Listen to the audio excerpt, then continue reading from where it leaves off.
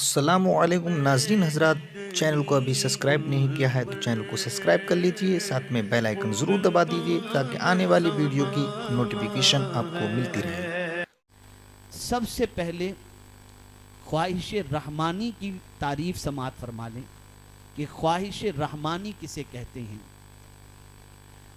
جو خواہش فرشتے کی طرف سے دل میں پیدا ہو اسے خواہش رحمانی کہتے ہیں۔ اسے کون سی خواہش کہتے ہیں؟ جو فرشتے کی طرف سے خواہش دل میں پیدا ہو اس کو کون سی خواہش کہتے ہیں؟ خواہش رحمانی۔ اور یہ بات ہمیشہ کے لیے ذہن میں رکھو کہ فرشتے کی طرف سے جو خواہش دل میں پیدا ہوتی ہے وہ ہمیشہ نیکیوں کی ہی ہوتی ہے۔ وہ ہمیشہ کون سی ہوتی ہے؟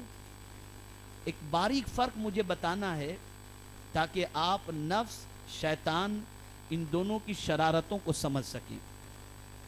تو خواہش رحمانی کسے کہتے ہیں؟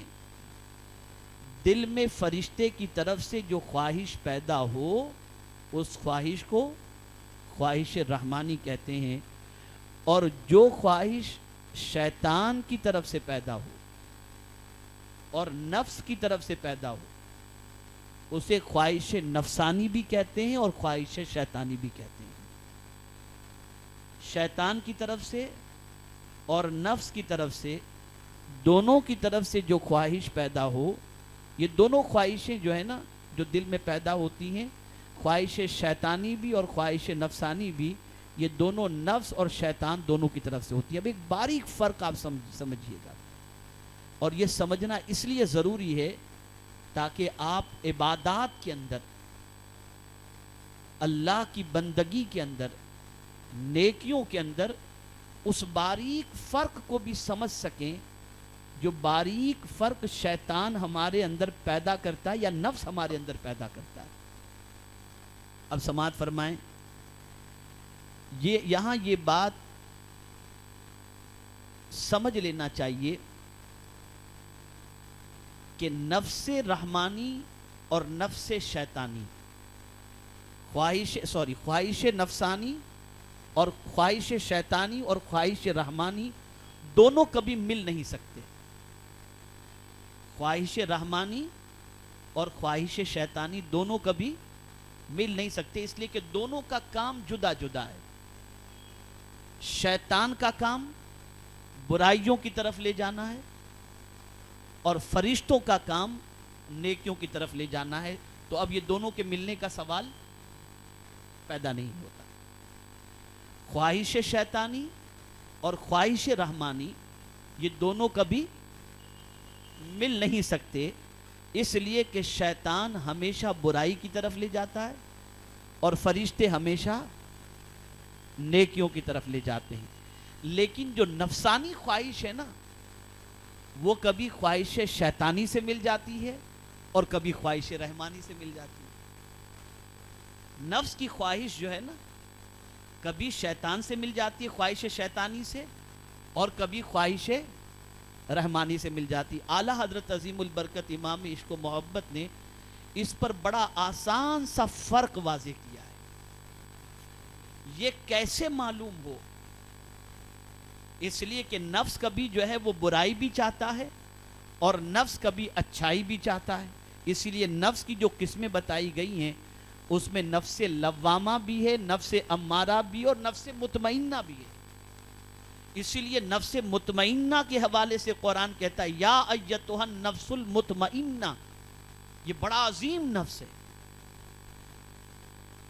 اور نفس امارہ کے حوالے سے قرآن کہتا ہے ان النفس لامارۃ بالسوء، تو نفس اچھائی کا بھی حکم دیتا ہے اور نفس برائی کا بھی، تو نفس کی یہ دو قسمیں ہو گئی۔ تو اب یہ نفس جو ہے کبھی خواہش شیطانی سے بھی ملتا ہے اور کبھی خواہش رحمانی سے بھی ملتا ہے۔ تو اعلیٰ حضرت نے بڑا اچھا ان دونوں کے درمیان فرق واضح کیا، فرماتے ہیں کہ نفس خواہش نفسانی خواہش شیطانی سے مل چکا ہے، یہ کیسے پتہ چلے؟ تو اعلیٰ حضرت فرماتے ہیں کہ حضور صلی اللہ علیہ وسلم نے فرمایا العجلۃ من الشیطان، کہ جلدی شیطان کی طرف سے ہے۔ जल्दी किसकी तरफ से है? शैतान की तरफ से। किसी काम में जल्दी करना ये किसकी तरफ से है? शैतान की तरफ से।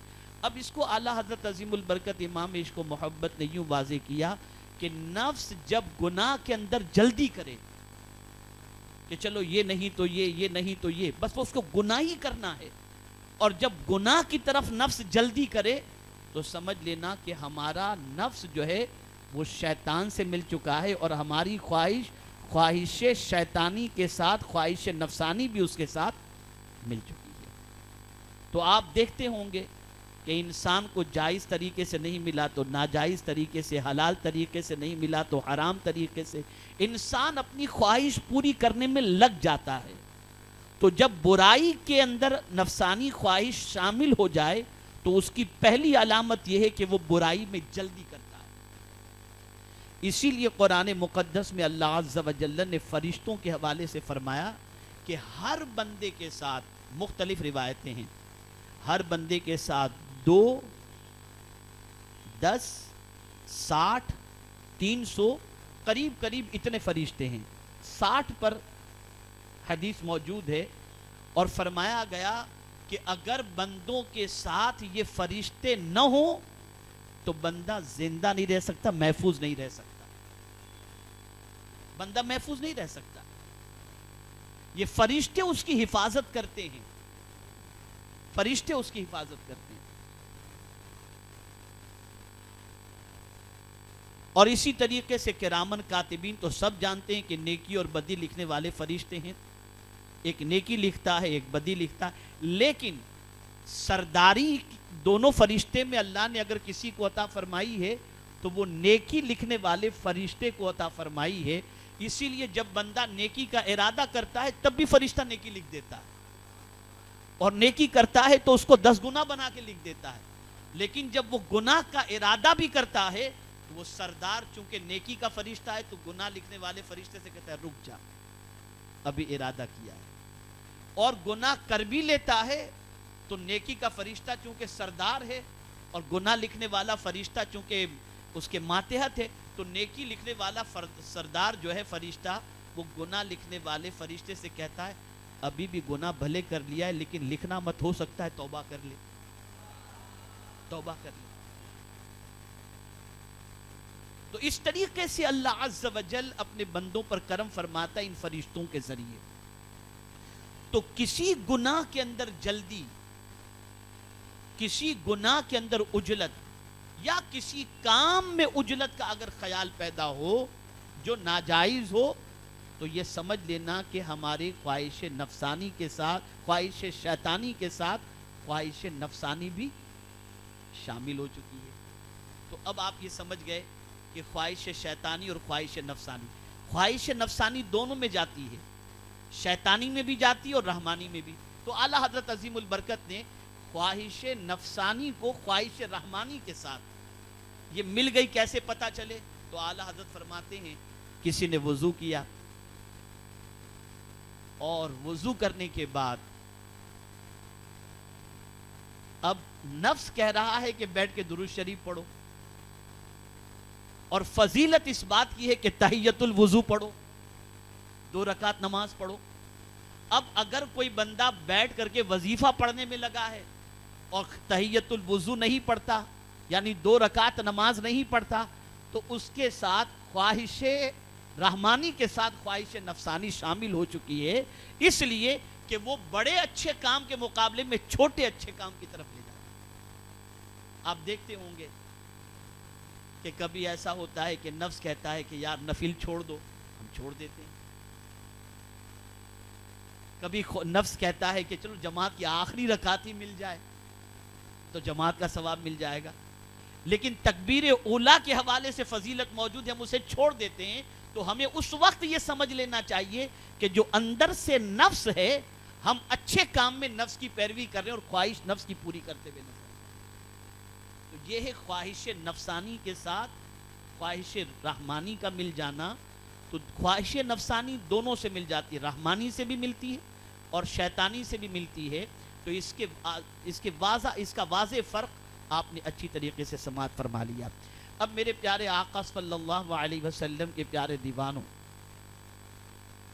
آخر اللہ والوں کی زندگی ہم دیکھتے ہیں تو ان کی زندگی میں بہت ساری چیزیں ایسی ملتی ہیں کہ موجودہ دور کے اندر انسان ان چیزوں کو اپناتا ہوا نظر نہیں آتا۔ موجودہ دور کے انسان کی سوچ ان اللہ والوں کی سوچ سے کافی جدا ہے۔ ہماری سوچ کیا ہے؟ عزت کے لیے ہماری سوچ جدا ہے۔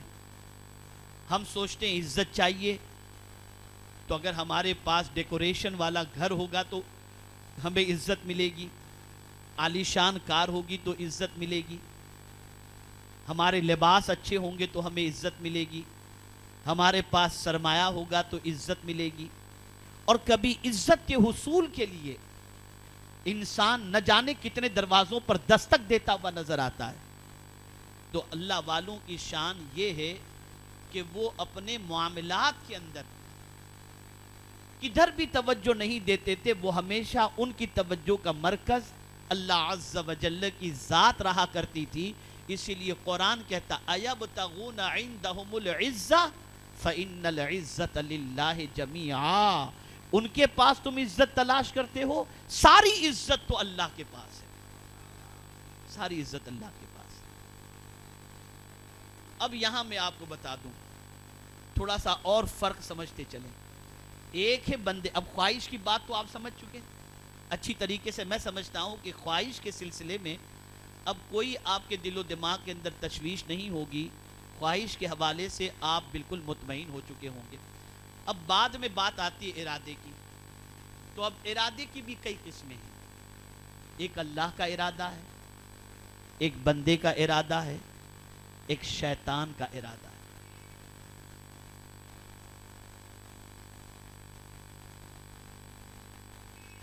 اس بات کو اچھی طریقے سے ذہن میں رکھو، کچھ اللہ چاہتا ہے، کچھ بندے چاہتے ہیں، کچھ شیطان چاہتا ہے۔ لیکن ایک قاعدہ کلیہ ہمیشہ کے لیے ذہن میں رکھو، ان ربک فعال لما یرید، بے شک تمہارا رب جو چاہتا ہے وہ کام کر دیتا ہے۔ یعنی وہ جو ارادہ کر لے وہ اس کام کو کر دیتا ہے، اور اس کے کام کرنے کے لیے وہ کسی کا محتاج نہیں، بلکہ قرآن کہتا ہے اذا اراد شیئا ان یقول له کن فیکون، جب اللہ کسی چیز کا ارادہ کر لے تو وہ کہہ دیتا ہے ہو جا، وہ چیز ہو جائے۔ تو اب یہاں سے ایک بات واضح ہو گئی، ہمارے بنائے ہوئے ارادے ٹوٹ سکتے ہیں، ہمارے بنائے ہوئے ارادے پورے نہیں ہو سکتے، ہمارے ارادوں کی تکمیل کے لیے کئی چیزوں کی حاجت ہوتی ہے۔ لیکن میرے کریم نے اگر کوئی ارادہ کر لیا تو وہ کسی چیز کا محتاج نہیں، وہ جب جو کہہ دے وہ ہو جاتا ہے۔ تو اب یہاں سے ایک تعلق بندے کا خدا سے، بندے کا خدا سے ایک تعلق یہ واضح ہو رہا ہے، اور وہ تعلق کیا ہے کہ بندے کو اپنی سوچ یہ بنا لینی چاہیے کہ میرے چاہے سے کچھ نہیں ہوگا، ہوگا وہی جو خدا چاہے گا۔ اسی لیے اسلام کے اندر خاص طور پر یہ بات رکھی گئی کہ تم اگر کسی کام کے کرنے کا ارادہ بھی کر لو کہ مجھے کل یہ کام کرنا ہے، تو اس میں یہ بات ضرور کہہ دو انشاءاللہ، اگر اللہ نے چاہا۔ اس لیے کہ تمہارے ارادے کی حیثیت کیا ہے؟ تم نے ارادہ بنا لیا، وہ ہو بھی جائے گا پورا، یہ تو ضروری نہیں ہے۔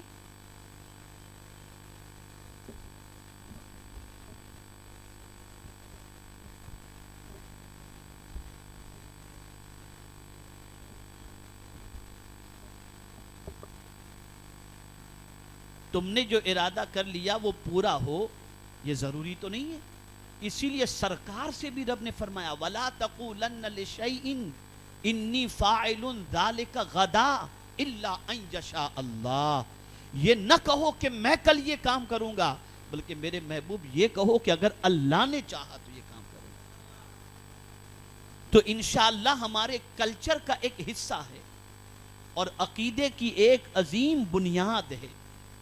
تو یہاں سے یہ بات واضح ہو گئی کہ اللہ جو چاہتا ہے وہی ہوتا ہے اور جو اللہ چاہے گا وہی ہوگا. میں یہاں پر ارادے کے حوالے سے چند آیتیں آپ کو سناؤں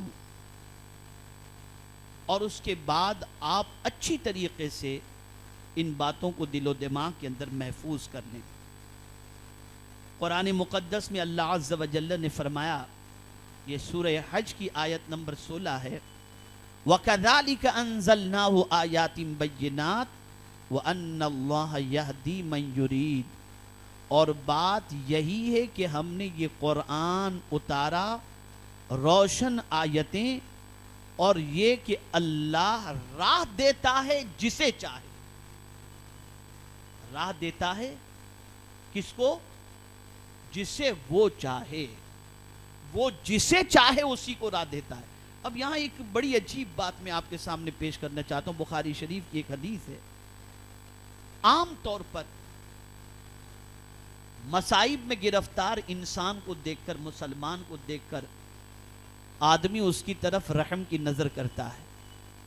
یار بیچارہ کتنی مصیبت میں، یار پتہ نہیں. اور پھر اس کی سوچ بدل جاتی ہے کہ کیا معلوم کس گناہ کی وجہ سے، کس تکلیف کی وجہ سے، کس پریشانی، کس جو ہے وہ اعمال کی وجہ سے وہ اس پریشانی میں ہے.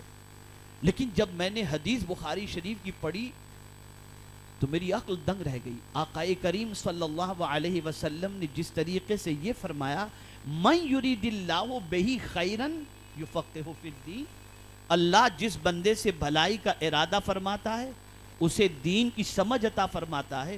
ویسے ہی بخاری شریف کی حدیث ہے کہ اللہ جس بندے سے بھلائی کا ارادہ فرماتا ہے اس کو مصیبت میں گرفتار فرماتا ہے. اب یہاں اس کی میں تھوڑی سی تشریح کروں گا، آپ سنیں. اللہ جس بندے سے بھلائی کا ارادہ فرماتا ہے اس کو مصیبت میں گرفتار فرما دیتا ہے. آپ ہیں، میں ہوں. ہم میں سے کوئی چاہے گا کہ ہم مصیبت میں گرفتار ہوں؟ جواب دیجئے مجھے، بولیے. نہیں چاہیں گے نا. ہماری خواہش تو کیا ہے کہ کانٹا بھی پیر میں نہ چبھے، سر میں درد بھی نہ ہو، کبھی بخار بھی نہ آئے، بہت مزے سے اپنی زندگی گزاریں. یہ ہمارا ارادہ اور خواہش ہے نا. تو اب ایک ہے ہماری خواہش اور ایک ہے اللہ کا ارادہ. ٹھیک ہے نا. تو مصیبت میں ہماری خواہش نہیں ہوتی. جو ہمیں مصیبت پہنچتی ہے اس میں ہماری خواہش نہیں ہوتی. انعام کے اندر ہماری خواہش ہوتی. دولت ملے یہ ہماری خواہش ہے، عزت ملے یہ ہماری خواہش ہے، آرام ملے یہ ہماری خواہش ہے. مصیبت ملے یہ ہماری خواہش نہیں ہے. مصیبت ملے یہ ہماری خواہش نہیں ہے. تو مصیبت اللہ کی طرف سے ہوتی ہے، یعنی بندے تیری کوئی خواہش اس میں ہے ہی نہیں، میں وہ چیز دے رہا ہوں جو مجھے پسند ہے. تو فرمایا من یرید اللہ بہ خیرا یصب من او یصب من او کما قال. تو یہاں بندے کی خواہش مکمل دفن ہو گئی، مکمل دفن ہو گئی. یہاں اللہ کا ارادہ اور اللہ اپنا ارادہ مکمل طور پر بھلائی کا جب کسی سے فرماتا ہے تو اسے مصیبت میں کیا کرتا ہے؟ گرفتار فرماتا ہے. ایک بڑھیا خاتون، شاید اس سے پہلے آپ نے سنا ہو، ایک ضعیفہ خاتون اللہ کی ولیہ راستے سے جا رہی تھی، ٹھوکر لگی، پیر کا ناخن نکل گیا. اب ناخن نکلا تو وہ مسکرانے لگی، خون بہ رہا ہے لیکن وہ مسکرا رہی ہے. لوگوں نے کہا مائی تیرے پیر کا ناخن نکل گیا، درد ہو رہا ہوگا. انگوٹھے کے ناخن کے نکلنے سے جو درد ہوتا ہے اس درد کو برداشت کرنا تو بڑا ڈیفیکلٹ ہے، اور مائی تو مسکرا رہی ہے. اللہ اللہ اس کا جواب سنو. وہ کہتی ہے مجھے بتاؤ کیا میں یہ چاہتی تھی کہ میرا ناخن نکلے؟ کہا نہیں. تو کہا یہ کام پیور میری مرضی کے خلاف اور پیور میرے رب کی مرضی کے مطابق ہوا ہے. اس لیے میں مسکرا رہی ہوں کہ میرے مولا تیرا کرم ہے اور تو نے جو چاہا تو نے وہ کیا. تو تو جس میں راضی ہے میں رو کر تیری شکایت کروں کیوں اور تیری خوشی کا مقابلہ کروں کیوں؟ تیری خوشی تھی تبھی تو ہوا جس میں تو راضی اس میں میں راضی ہوں. اسی لیے صحابہ کی صفت جو بیان کی گئی نا، صحابہ کے لیے جو لفظ استعمال کیا گیا، جو جملہ رضی اللہ تعالی عنہ، ہر صحابی کے لیے یہ چیز ہے کہ صحابی کے لیے ان کے سلسلے میں یہی کہا جاتا ہے حضرت عمر رضی اللہ تعالی عنہ، اللہ ان سے راضی. ہر صحابی اپنی مرضی کی زندگی گزارتے ہی نہیں تھے، بلکہ ہر صحابی کی کیفیت یہی تھی کہ وہ اپنے مولا کے ہر فیصلے پر راضی رہا کرتے تھے، ہر فیصلے پر راضی رہا. تو جو اللہ کا ارادہ ہے، جو اللہ کا ارادہ ہے وہی مکمل ہوتا ہے.